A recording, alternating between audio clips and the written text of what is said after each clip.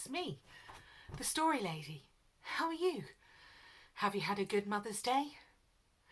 All those women out there, mother, auntie, sister, nanny, all us girls, happy Mother's Day. Because all us girls, we're all mothers really, aren't we? Nurturing everybody, looking after everybody. Well, that's what I do. So, look who's joined us today. Nemo and Bruce. And do you like my scarf? If I could be any animal, I'd want to be this colour. This nice shimmery pink colour. My friend Helen bought me this. That was really kind of her. It's nice to do nice things for people, isn't it? Thank you, Helen. I'm wearing it. So, we've got Nemo and we've got Bruce. What could today's story be about? Finnley the Fish by Felix Darwin, illustrated by Ian F. Ward. Shall we get comfy? Try not to eat me, Bruce. Here we go.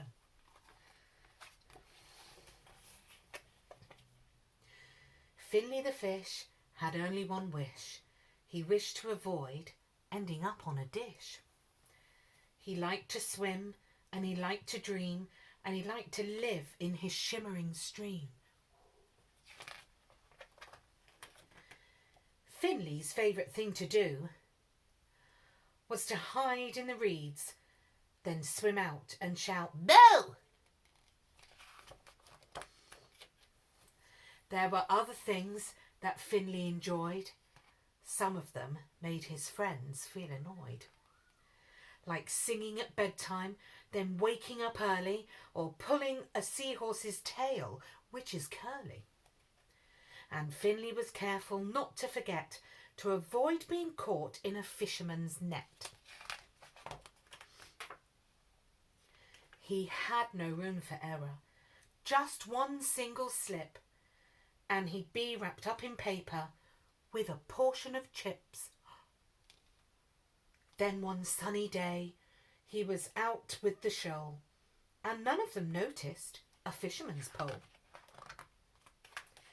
Finnley's friend Thomas had a rumbling tummy when he spotted a fly that looked really yummy.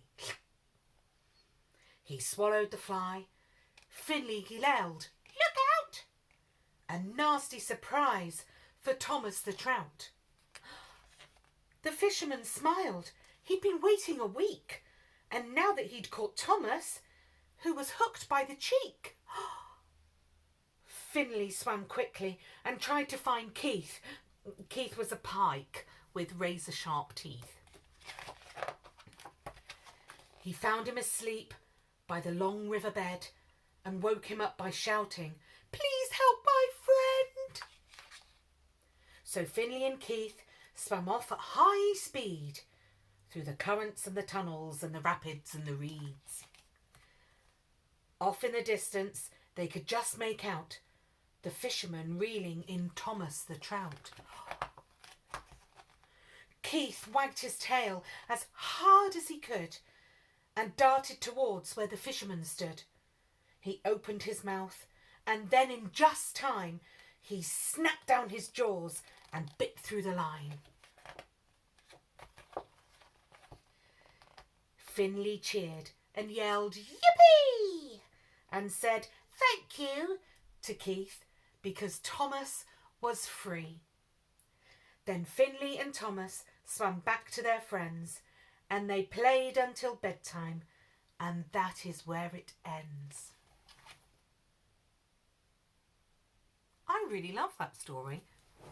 I'm quite aware, though, that Bruce was right over my shoulder whilst I read that. Nemo looks happy enough, though.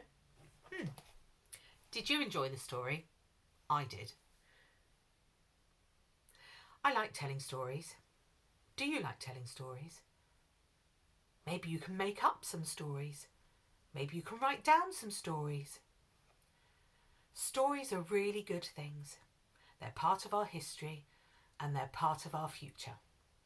So, I will see you tomorrow for another story.